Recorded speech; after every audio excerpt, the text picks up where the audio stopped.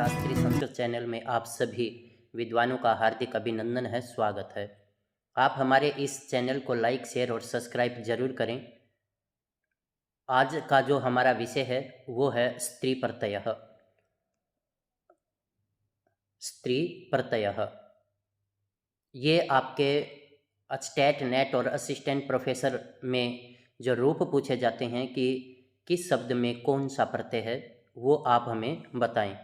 तो इस तरह का जो प्रश्न आपके पेपर में आने वाला है वो आपके पेपर में आप बड़े अच्छे से कर पाएँ, इसके लिए ये वीडियो आपको उपलब्ध कराई जा रही है। और आप हमारे इस चैनल को लाइक, शेयर और सब्सक्राइब ज़रूर करें और कमेंट भी ज़रूर भेजें, जिससे हमें ये पता चले कि हाँ, हमने कैसी वीडियो बनाई है। हमारा प्रयास यही है कि आप हर परीक्षा में सफल हों और आपका कोई भी प्रश्न छूटने न पाए। इन्हीं शुभकामनाओं के साथ आज हमारा जो विषय है वो है स्त्री प्रत्यय। तो जो स्त्री प्रत्यय हैं उनके विषय में देखिए।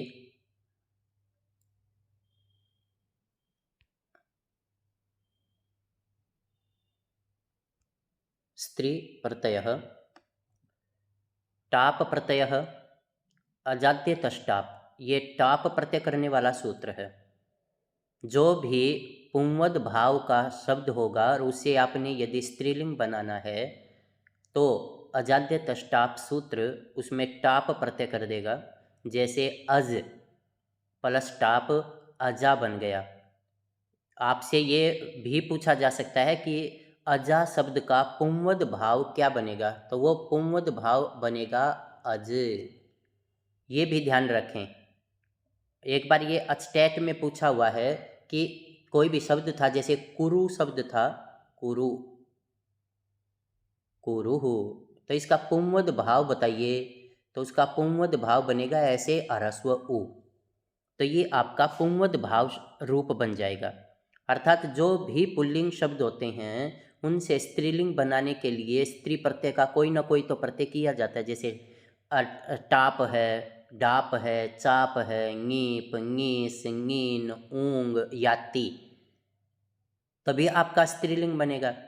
तो यहाँ पर ये कहता है कि भाई ये जो स्त्री प्रत्यय हैं, यहाँ जैसे अजाद्य तष्टाप, अज प्लस टाप अजा, एडक प्लस टाप एडका, अश्व प्लस टाप अश्वा, चटक प्लस टाप चटका, मुसक प्लस टाप मुसिका। ये ध्यान से देखें, यहाँ पर मुसक शब्द है और मुसिक शब्द है। आप इनमें से दोनों में से ले सकते हैं, लेकिन आपने मुसक शब्द ही लेना है। और प्रत्यस्थात कात पूर्वस्यात इदाप्य सुपह, ये सूत्र ए को ई कर देगा। जैसे मुसक, जो शय का ए है उसको ई हो जाएगी तो मुसिक बन गया, और टाप जोड़ देंगे तो मुसिका, ऐसा बन जाएगा। बाल प्लस टाप बाला, वत्स प्लस टाप वत्सा, होड प्लस टाप होड़ा, मंद प्लस टाप मंदा, विलात प्लस टाप विलाता, सर्व प्लस टाप सर्वा। तो इस तरह से आपके ये रूप बनेंगे। आगे आपका नीप प्रत्यय करने वाला सूत्र है उगितश्च। उक है इत्संज्ञक जिसका, उसमें नीप प्रत्यय होगा।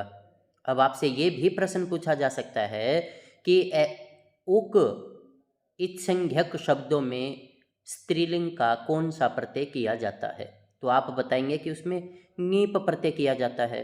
और सूत्र कौन सा है, उगितश्च। जैसे भवत प्लस नीप। अब ये जो भवत शब्द है ये भू धातु है और क्षत्रि प्रत्यय है। अब क्षत्रि प्रत्यय जैसे आएगा, क्षत्रि का अत बचेगा। भू धातु को सार्वधातुकार धातुकयों से गुण कर देंगे और अत अच परे है, इसलिए एचो अयवायावह सूत्र से भो को अव आदेश हो जाएगा और भवत रूप बन जाएगा। अब ये जो भवत शब्द बना है ये क्षत्रि प्रत्यय करने के बाद बना है, इसलिए ये कैसा हो गया, उगित हो गया। क्योंकि क्षत्रि की जो री थी उस री की इच संज्ञा कर दे, और री की इच संज्ञा करने वाला सूत्र कौन सा है, उपदेशे अज अनुनासिक इत। उपदेश में जितने भी अनुनासिक अच होंगे स्वर होंगे उन सब की इत संज्ञा करने वाला सूत्र है उपदेशे अज अनुनासिक इत। उपदेश में जो अंतिम हल हैं उनकी इत संज्ञा करेगा हलंत्यम, और जैसे ही इत संज्ञा हो जाएगी उसकी अदर्शन संज्ञा हो जाएगी, और अदर्शन संज्ञा करेगा अदर्शनम लोपः, और इत संज्ञा का फल क्या होगा? लोप होना। तो जो इत संज्ञा का हो जाएगी तो उसका लोप हो जाएगा। लोप करने वाला सूत्र है तस्य लोपः।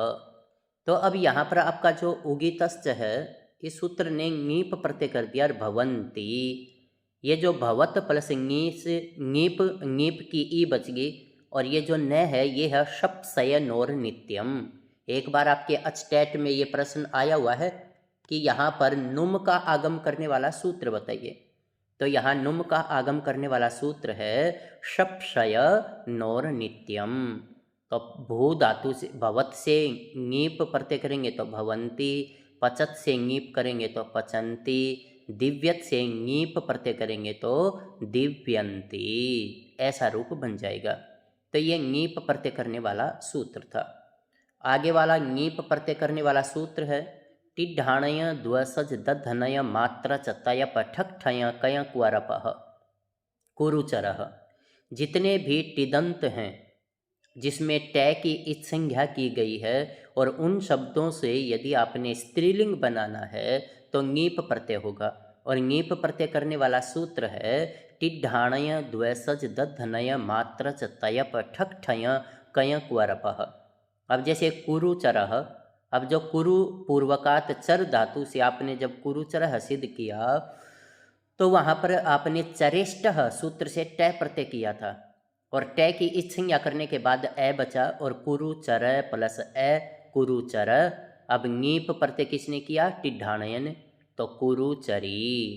देवट शब्द से देव से आपने जब आप नदट शब्द से ङीप प्रत्यय किया तो नदी, और देव शब्द से ङीप प्रत्यय किया तो देवी। ये जो देवी और नदी हैं ये मोस्ट इम्पोर्टेंट रूप हैं आपके। सौपर्णेयी ङीप प्रत्यय करेंगे तो सौपर्णेयी, ऐन्द्र plus ङीप Aindri, औत्स plus ङीप औत्सी, most important रूप है। उरुद्वयस प्लस ङीप उरुद्वयसी, उरुदधन प्लस ङीप उरुदधनी, उरुमात्र प्लस ङीप उरुमात्री। तो यहाँ पर आपका ये इस तरह से ङीप प्रत्यय के हैं। पंचतय प्लस ङीप पंचतई, आक्सिक प्लस ङीप आक्सिकी, प्रास्थिक प्लस ङीप प्रास्थिकी, लावणिक प्लस ङीप लावणिकी, यादृश प्लस ङीप यादृशी, इत्वर प्लस ङीप इत्वरी। इत्वरी किसे कहेंगे? जो इतराने वाली हो, अर्थात माचणी जिसे कह देते हैं। तो ये आपका इत्वर प्लस ङीप इत्वरी, ऐसा रूप बन जाएगा।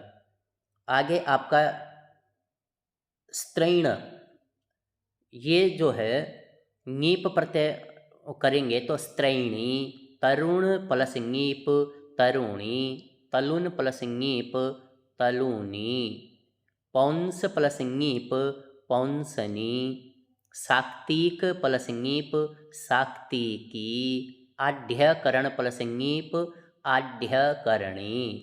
ये जो तरुणी और तलुनी ये आपके पेपर में आ चुके हैं, लेकिन इसकी एक वार्तिक है नय सनय एकक खयस तरुण तलुनाम उपसंख्यानम। यहाँ ये वार्तिक दे नहीं रखी, लेकिन आप ये ध्यान रखें, आपको जब भी तरुणी और तलुनी में प्रत्यय पूछे तो ङीप बताएंगे, और सूत्र पूछे तो नय सनय तरुण नय सनय एकक खयस तरुण तलुनाम उपसंख्यानम, ये वार्तिक बतलाएंगे। तो आढ्यंकरण प्लस ङीप आढ्यंकरणी, ऐसा बन जाएगा। और आढ्यंकरण होता है धनवान और धनवती। आगे ये ङीप प्रत्यय का ही है, जैसे ययश्च गार्ग्य प्लस ङीप गार्गी। ये आपके एक बार अचटेट में भी आ चुका है, मोस्ट इंपॉर्टेंट रूप है गार्गी। गार्गी प्लस गार्ग्य प्लस ङीप गार्गी। हलस्तद्धितस्य सूत्र से यह का लोप होगा, अर्थात ये जो उपधाभूत यकार है उसका लोप करने वाला सूत्र है हलस्तद्धितस्य। तो यहाँ पर अब गार्ग्य यह का जो ए है उस ए का लोप करने वाला सूत्र है यस्येति च। तो आपका यह का लोप करेगा हलस्तद्धितस्य और यह में जो ए है उसका लोप करेगा यस्येति च। तो आपका रूप बन जाएगा गार्ग्य प्लस ङीप गार्गी। जितने भी सिदंत शब्द हैं जिसमें शय की इत्संज्ञा करके रूप बनाया हुआ हो उन सब में ङीस प्रत्यय होगा और ङीस प्रत्यय करने वाला सूत्र है षिद गौरादिभ्यश्च। गार्ग्य प्लस ङीस गार्ग्य प्लस स्फ प्लस ङीस गार्ग्य प्लस आयन। जो स्फ है इस स की इत्संज्ञा करेगा सह प्रत्यय और सह प्रत्यय से इत्संज्ञा करने के बाद अदर्शन संज्ञा करेगा अदर्शनम लोपः। और इत्संज्ञा का फल क्या होता है? लोप होना। तो लोप कौन करेगा? तस्य लोपः।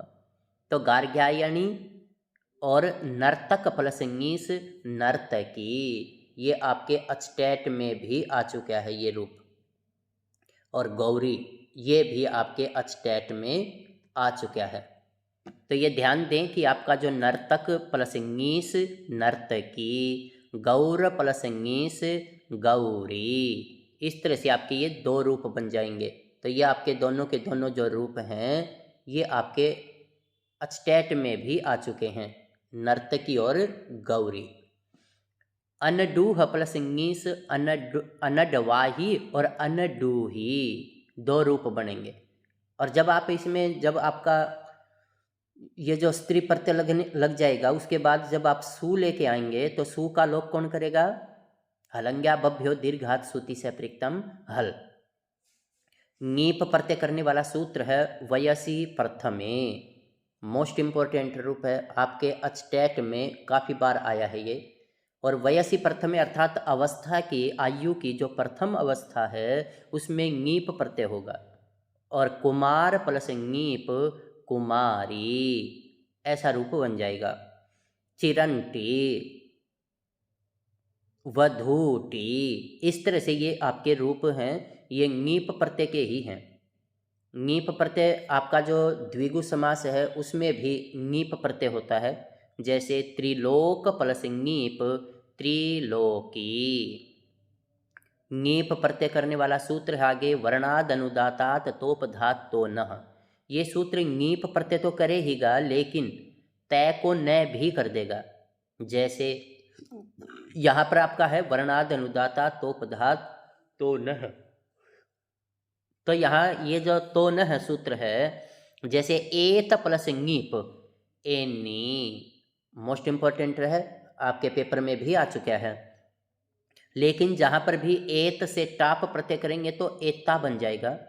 रोहित प्लस ङीप करेंगे तो रोहिणी, और रोहित प्लस टाप करेंगे तो रोहिता। ये जो रोहिणी शब्द है ये आपका एक बार अचटेट में भी आ चुका है। तो इन शब्दों को बड़े ध्यान से देखिए, ये ङीप प्रत्यय के हैं, इनके अंदर ङीप प्रत्यय किया गया है, लेकिन वर्णाद अनुदाता तोपधात तो नः ये सूत्र तय को न भी करेगा। जैसे एत प्लस ङीप एनी और एत प्लस टाप तो ये बन जाएगा एता। रोहित प्लस ङीप रोहिणी और रोहित प्लस टाप रोहिण रोहिता। तो इस तरह से ये आपके मोस्ट इंपॉर्टेंट रूप हैं। ङीप प्रत्यय वो तो गुणवचनात्, अर्थात जहाँ पर भी गुण आदि के विषय में बतलाया जाए वहाँ पर भी ङीप प्रत्यय होता है। जैसे मृदु प्लस ङीप मृदवी, यहाँ पर मृदु प्लस ङीप मृदवी रूप बन जाएगा। मृदु प्लस ङीप मृदु प्लस ई, अब ई अच है, स्वर है, तो ऊ को ई को यणची से वह हो जाएगा। तो बन जाएगा मृद व ई, मिलाएंगे तो आपका रूप बन जाएगा मृदवी। लेकिन पक्ष में मृदु ऐसा रूप भी रहेगा। लेकिन स्त्रीलिंग का यदि रूप आपसे पूछा जाए तो आपने मृदवी ऐसा, और इसमें नीप प्रत्यय है। ये ध्यान रखें कि मृदु एक गुण है, कोमलता, मुलायम। तो यहाँ पर इसमें आपने नीप प्रत्यय करना है। ये भी आपके एक बार परीक्षा में आ चुका है। गुरु का गुरवी, साधु का साध्वी, भानु का भानवी, इस तरह से इसके रूप बनेंगे। और इन सब में नीप प्रत्यय किया गया है, नीप प्रत्यय होता है इन सब में। आगे यहाँ है नीस प्रत्यय।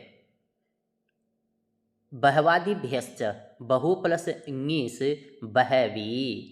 यहाँ पर आपका ये जो बहवी शब्द है ये स्त्रीलिंग शब्द बन गया। जैसे सारी लड़की जाती है, इस तरह से आपका एक वचन में भी, बहुवचन में भी और द्विवचन में भी रूप होगा।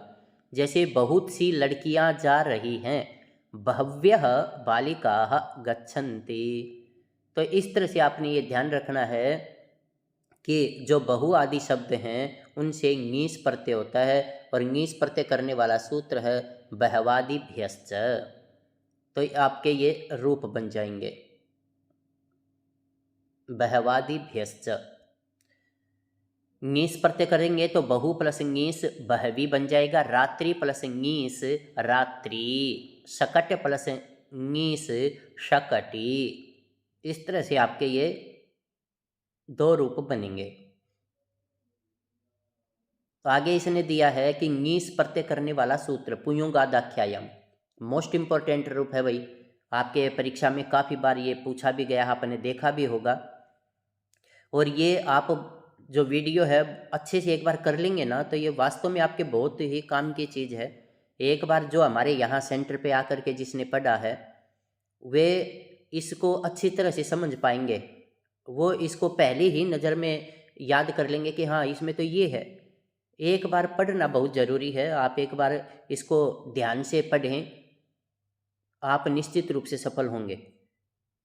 तो यहाँ ङीस प्रत्यय करने वाला सूत्र है पुयोगादाख्यायाम, गोप प्लस ङीस गोपी, और गोपालक प्लस टाप गोपालिका, अश्वपालक प्लस टाप अश्वपालिका, सर्वक प्लस टाप सर्विका, और कारक प्लस टाप कारिका।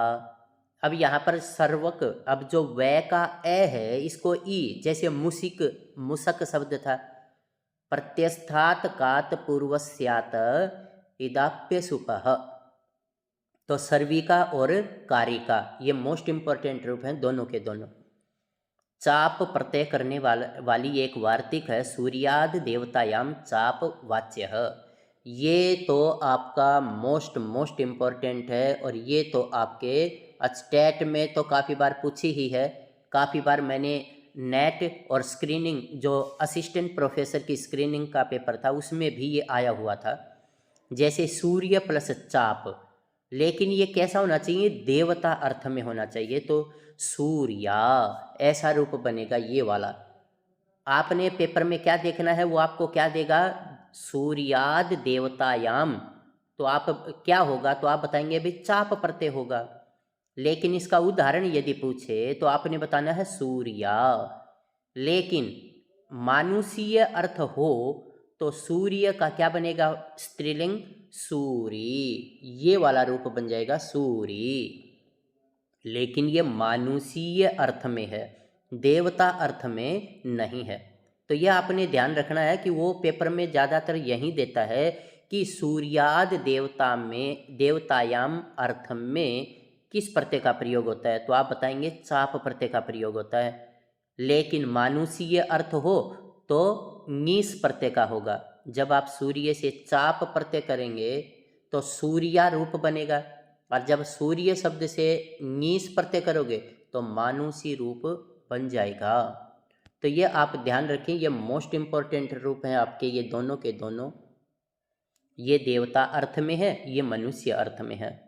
इंद्र प्लस आनुक प्लस ङीस बन जाएगा इंद्राणी। इसका ये सूत्र है इंद्र वरुण भव सर्व रुद्र मृड हिमारण्य यव यव मातुल आचार्याणाम आनुक।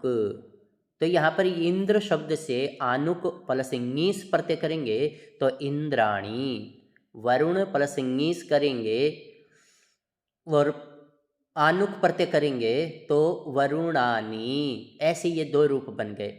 भव प्लस आनुक प्लस ङीस करेंगे तो भवानी, सर्व प्लस आनुक प्लस ङीस करेंगे तो सर्वाणी, रुद्र प्लस आनुक प्लस ङीस करेंगे तो रुद्राणी, मृड प्लस आनुक प्लस ङीस करेंगे तो मृडानी। आगे ये आपके हर परीक्षा में पूछा गया है। हिमारण्योर महत्वे, हिम प्लस आनुक प्लस ङीस हिमानी, अरण्य प्लस आनुक प्लस ङीस अरण्यानी। इन सब में ङीस प्रत्यय का प्रयोग किया गया है, ये आप ध्यान रखें। भाई आपका इंद्राणी है, वरुणानी है, भवानी है, सर्वाणी है, रुद्राणी है, मृडानी है, हिमानी है, अरण्यानी है। इन सब में आनुक और ङीस प्रत्यय किया गया है। ये आपके जो ये वाला पेपर है, ये जो वाला जो प्रश्न है, ये आपके स्टेट में आपने देखा होगा पुनरावृत्ति करते समय, यवाद दो से यदि ऐसा आ जाए तो आपने यवानी बताना है। लेकिन यवन देश की यदि लिपि के विषय में पूछे यवना लिप्याम तो आपने यवनानी बताना है। तो ये आपके स्टेट में भी पूछा हुआ है और काफ़ी परीक्षाओं में आपसे ये वार्तिक दे करके पूछता है यवाद दोषे में क्या बनेगा, तो आपने यवानी बताना है, यवनानी नहीं बताना। यवनान लिप्याम लिपि अर्थ में यदि पूछता है तो आपने यवनानी बताना है। बस ये दो चीज़ें ध्यान रखनी है, यवाद दोषे यवानी और यवनात् लिप्याम यवनानी। ठीक है। मातुलोपाध्यायो आनुगवा, मातुल प्लस आनुक प्लस ङीस मातुलानी। और मातुल शब्द से केवल ङीस प्रत्यय करेंगे तो मातुली रूप बनेगा। भाई दो ही रूप बनेंगे इसके, एक मातुलानी और एक मातुली। उपाध्याय प्लस आनुक प्लस ङीस उपाध्यायानी। और जहाँ पर भी यदि वो पढ़ी लिखी है, ये जैसे भाई उपाध्याय के साथ इसका विवाह कर दिया तो ये उपाध्यायानी बन गया, लेकिन ये स्वयं शिक्षित नहीं है। यदि ये शिक्षित है, पढ़ी लिखी है तो उपाध्याया, उपाध्याय प्लस ङीस करेंगे तो उपाध्यायी। ये दोनों एक जैसे हैं, लेकिन यदि पढ़ी लिखी है तो वो उपाध्याया ऐसा शब्द बनेगा। जिस प्रकार आचार्य से व्याधि और वो अनपढ़ है तो वो आचार्यानी कहलाएगी, लेकिन यदि वह स्वयं पढ़ी लिखी है तो वो आचार्या ऐसा कहलाएगी। ये आपका मोस्ट इम्पोर्टेंट रूप है। आचार्य शब्द से आनुक प्लस ङीस प्रत्यय करेंगे तो आचार्यानी ऐसा रूप बनेगा। लेकिन यहाँ पर ये जो न है, इस न को अणत्व का निषेध करने वाली वार्तिक है आचार्याद अणत्वम च। ये आपके स्टेट में पूछी हुई है, ये स्टेट में भी आई हुई है कि बताइए ये यहाँ पर आचार्य शब्द, आचार्याणी जो शब्द है, इसमें न को अणत्व का निषेध करने वाली वार्तिक बताइए। तो यहाँ आपकी जो वार्तिक है वो है आचार्याद अणत्वम च। तो यहाँ आपका आचार्य शब्द से आनुक प्लस ङीस होगा तो आचार्यानी, और वह स्वयं पढ़ी लिखी है तो आचार्या। और यहाँ पर आचार्यानी में न का अणत्व निषेध करने वाली वार्तिक है आचार्याद अणत्वम च। अर्य क्षत्रियाभ्याम वा स्वार्थे अर्य प्लस आनुक प्लस ङीस अर्याणी। अर्य प्लस टाप तो बन जाएगा अर्या। क्षत्रिय प्लस आनुक प्लस ङीस तो आपका बन जाएगा क्षत्रियाणी। क्षत्रिय प्लस टाप कर देंगे अकेला तो क्षत्रिया ऐसा बन जाएगा। ङीस प्रत्यय करने वाला सूत्र है कृतात करण पूर्वात। ये जो कृतात करण पूर्वात है ये करण अर्थ में ङीस प्रत्यय करने वाला सूत्र है। करण अर्थ में करेगा ये। जैसे वस्त्र क्रीत प्लस ङीस वस्त्र क्रीति, अर्थात वस्त्र से खरीदी हुई। तो यहाँ पर ये क्या है, ये वस्त्र है एक करण अर्थात साधन। तो इस साधन अवस्था में यहाँ क्या हो गया, ङीस प्रत्यय हो गया।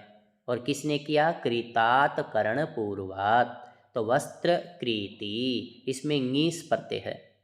अब एक ये ङीस प्रत्यय करने वाला सूत्र है स्वांगा चोप सर्जनाद असंयोगोपधात, अर्थात जो स्वांग है अपना एक अंग है उसमें ये ङीस प्रत्यय करेगा। जैसे अति केस प्लस ङीस अति केसी, अति केस प्लस टाप अति केसा, चंद्रमुख प्लस ङीस चंद्रमुखी, और चंद्रमुख प्लस टाप चंद्रमुखा। ये आपका स्वांग में करने वाला सूत्र है। और स्वांग 3 प्रकार का होता है। ङीस निषेध, अब भैया जैसे स्वांगाच सोप सर्जनात संयोगोपधात, ये ङीस प्रत्यय करेगा, लेकिन इसका निषेध करने वाला सूत्र है न क्रोडादि बहवचः, अर्थात हमारे जो क्रोड है, क्रोड का मतलब गोद, यहाँ पर भी उसमें क्या हो जाएगा, इस ङीस का निषेध कर दिया जाएगा। जैसे कल्याण क्रोड़ प्लस टाप कल्याण करोड़ा, पहले इसमें क्या था, ङीस प्रत्यय की प्राप्ति होती है, कल्याण करोड़ी ऐसा रूप बनना चाहिए था, लेकिन न क्रोड़ादि बहवचः, इसने जो आपका असंयोगात उपधात जो सूत्र था उससे ङीस प्रत्यय की प्राप्ति हुई, उसका निषेध कर दिया इसने। और निषेध कर देंगे तो अजाद्य तष्टाप से टाप प्रत्यय हो जाएगा और आपका रूप बन जाएगा कल्याण करोड़ा। ये भी ङीस प्रत्यय का निषेध करने वाला सूत्र है। आपसे पेपर में ये पूछा जा सकता है कि बताइए शूर्पणखा में ङीस प्रत्यय का निषेध करने वाला सूत्र कौन सा है, तो आप बताएंगे नख मुखात संध्यायाम। और ये शूर्पणखा आपके अचटेट वगैरह में भी आ चुका है। तो यहाँ पर ये क्या है कि शूर्प प्लस नख, तो शूर्प नख प्लस अजाद्य तष्टाप से टाप हुआ, लेकिन ङीस प्रत्यय की प्राप्ति हुई असंयोगात या स्वांगात चोपसर्जनात असंयोगोपधात से, लेकिन नख मुखात संध्यायाम इस सूत्र ने यहाँ उस ङीस प्रत्यय का निषेध कर दिया। और निषेध होने के कारण अजाद्य तष्टाप ने टाप कर दिया, शूर्प नख प्लस टाप शूर्प नखा। लेकिन अब यहाँ पर ये जो नख का न था इसको अण कर कौन करेगा। अब यहाँ पर जैसे अटकुपांग नुम वे वाय अपी, वो भी न को अण करता है, लेकिन वो समान पद में करता है। समान पद का अर्थ होता है एक ही संज्ञा होगी तो ही न को अण होगा, लेकिन यहाँ अब आपकी 2 संज्ञा होगी, एक शूर्प और एक नख। शूर्प बोलते हैं छाज को, जैसे हम गेहूं आदि को पिछोड़ते हैं ना, तो वहाँ पर छाज। तो आपने देखा होगा कि ये जो नाखून है, इस नाखून का जो शेप है वो छाज के समान है। जैसे हम ऐसे करेंगे तो देखिए छाज जैसी बन गई। तो यहाँ पर ये छाज के समान नाखून हैं जिसके, अर्थात तो बड़े बड़े नाखून। शूर्पणखा ब्यूटी पार्लर में जाती होगी तो पता नहीं कितना खर्चा करवा देती होगी। तो इस तरह से यहाँ पर ये जो शूर्पणखा है, तो ये कहती है कि भाई इस न को अण कौन करे। अब रसाभ्याम नोण समान पदे है, ये भी एक समान पद में करता है, तो इसलिए इसका जो सूत्र है वो है पूर्व पदात संध्याया मगह। इस सूत्र से न को अण हो गया। तो आप ये ध्यान रखें, शूर्पणखा में टाप प्रत्यय है, ङीस प्रत्यय का निषेध किया गया है, और निषेध करने वाला सूत्र है नख मुखात संध्यायाम, ये सूत्र है। फिर इसमें न को अण करने वाला सूत्र है पूर्व पदात संध्याया मगह। ङीस प्रत्यय करने वाला सूत्र है जाते रस त्रिविषयाद अयोपधात, ये सूत्र ङीस प्रत्यय करेगा। जैसे तट प्लस ङीस तटी, वृषल प्लस ङीस वृषली, कठ प्लस ङीस कठी, ये आपके पेपर में भी आ चुका है अचटेट में। बहवृच प्लस ङीस बहवृची, हय प्लस ङीस हवई हई, गवय प्लस ङीस गवई, मुकय प्लस ङीस मुकई और मनुष्य प्लस ङीस मनुषी। ये भी पेपर में आ चुका है और एक ये भी आपके पेपर में आ चुका है। मत्स्य प्लस ङीस मत्सी।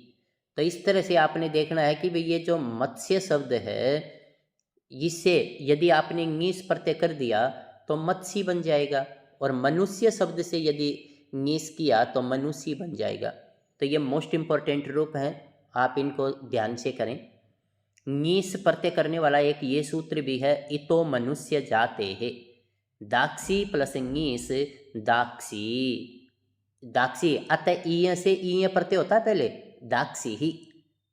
जो आपने तद्धित में पीछे वाली यदि आपने वीडियो ध्यान से सुनी हो तो उसके अंदर अतः ईय सूत्र से दक्ष शब्द से ईय प्रत्यय किया था।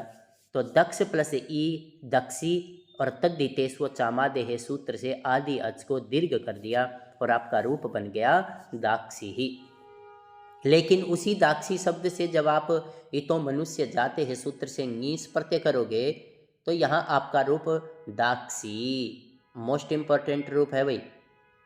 ऊंग प्रत्यय करने वाला सूत्र है उंगूतः, कुरु प्लस ऊंग बराबर है कुरुहु। लेकिन मैंने आपसे पहले भी प्रारंभ में इस वीडियो के प्रारंभ में बताया कि ये आपसे पुंवद भाव वाला रूप भी पूछ सकता है कि कुरुहु का पुंवद भाव रूप क्या होगा। तो ये जो पुंवद भाव होता है, जैसे ये कुरु है, इसका आपने ह्रस्व उ करना है बस। तो ये आपने बताना है कि भाई ये आपका पुंवद भाव है, इसके विसर्ग नहीं आएंगे। आप बिल्कुल ऐसे ही सामान्य रूप से इसको बताएंगे कि कुरु, ये आपका पुंवद भाव है, पुंवद भाव है। तो जैसे ऊंग प्रत्यय पंगोश्च, पंगु प्लस ऊंग पंगुहु, ये वाला जो रूप है ना, ये वाले ये आपके पुंवद भाव हैं। सीधी सी बात है, आपने ये यहाँ लिखे भी हैं। तो जो आपके कुरुहु पंगुहु ये वाले जो रूप हैं ये तो आपके स्त्रीलिंग के हो गए, लेकिन ये वाले जो रूप हैं ये वाले ये आपके पुंवद भाव के रूप हैं। तो इनको आपने बड़े ध्यान से देखना है कि ये पुंवद भाव वाले कौन कौन से रूप हैं। स्वसुर प्लस ऊंग स्वश्रुहु, स्वसुरस्योकार कार लोपश्च। ये जो एक वार्तिक है और ये उ तथा ए का लोप करने वाली वार्तिक है। तो आपका फिर यहाँ पर स्वसुर शब्द से स्वश्रुहु सासु जिसे बोलते हैं वो रूप बन जाएगा। आगे यहाँ पर इसने ये दिया है ऊंग प्रत्यय करने वाला सूत्र उरुत्र पदादौ पम्मे कर भोरु प्लस ऊंग कर भोरुहु। ये आपका ये वाला जो रूप है ना, ये आपका पुंवद भाव का रूप है, ये ध्यान रखें, ये आपका पुंवद भाव का रूप है। तो इस तरह से आपने ये समझ आ गया होगा कि यदि आपसे पुंवद भाव पूछे तो जिस रूप में आप ऊंग आदि प्रत्यय कर रहे हो, ङीस ङीप ङीन आप चाप टाप कर रहे हो, वो आपका पुंवद भाव का रूप है। तो कर भोरु प्लस ऊंग कर भोरुहु। और ऊंग प्रत्यय ये करने वाला सूत्र यहाँ पर देखिए, सन्निहित सफल लक्षण वामादेश्च सन्निहितोरु प्लस ऊंग सन्निहितोरुहु, सफोरु प्लस ऊंग सफोरुहु, लक्षणोरु प्लस ऊंग लक्षणोरुहु। यहाँ पर आपका ये लक्षणोरुहु ऐसा रूप बन जाएगा। वामोरु प्लस ऊंग वामोरुहु, ये आपके एक बार पेपर में भी आया हुआ है। तो ये वाले सारे के सारे रूप आपके कैसे हैं, ये आपके ये वाले ये हैं या ये हैं, ये हैं, ये सारे के सारे कैसे हैं, पुंवद भाव के रूप हैं। आगे नीचे है ङीन प्रत्यय करने वाला सूत्र सारंग रवाद्ययो ङीन। तो सारंग रवाद्ययो ङीन जो है ये ङीन प्रत्यय करने वाला सूत्र है।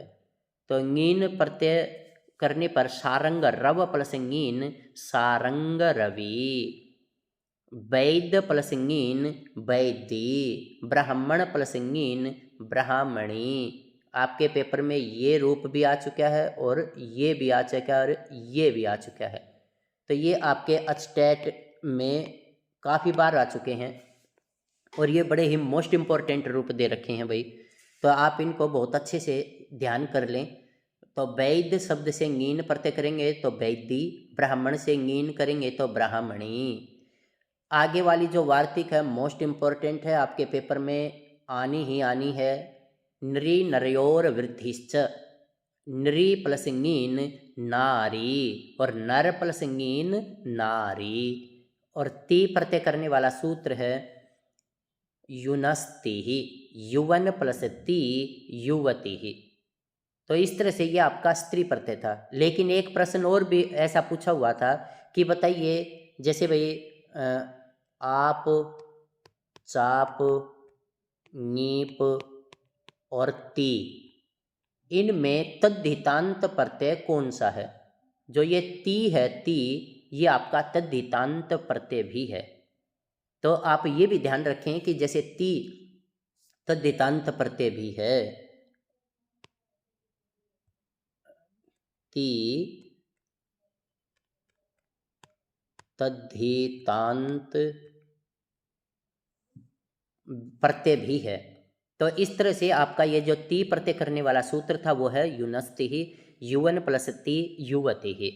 अब ये जो युवन का न है, न लोपः प्रातिपदिकान्तस्य, ये सूत्र लोप कर देगा तो युव प्लस ती युवती ही। तो ये आपका स्त्री प्रत्यय था। और आप इस वीडियो को बड़े ध्यान से देखेंगे तो आपका पूरा का पूरा पुनरावृत्ति स्त्री प्रत्यय की मैंने करवाई है। इससे बाहर मैं नहीं मानता कि कोई भी किसी भी परीक्षा में कोई भी प्रश्न आएगा। तो इस तरह से आप हमारे इस चैनल को लाइक, शेयर और सब्सक्राइब जरूर करें। इस वीडियो पर आप अपना कमेंट जरूर लिख करके भेजें, जिससे मुझे भी ये पता चले कि हाँ, आपने ये वीडियो अच्छे से देखी है और समझ ली है। और मेरी शुभकामनाएं आप सभी के साथ हैं। इन्हीं शब्दों के साथ आप सभी का बहुत बहुत धन्यवाद। जय तु संस्कृतम, जय तु भारतम।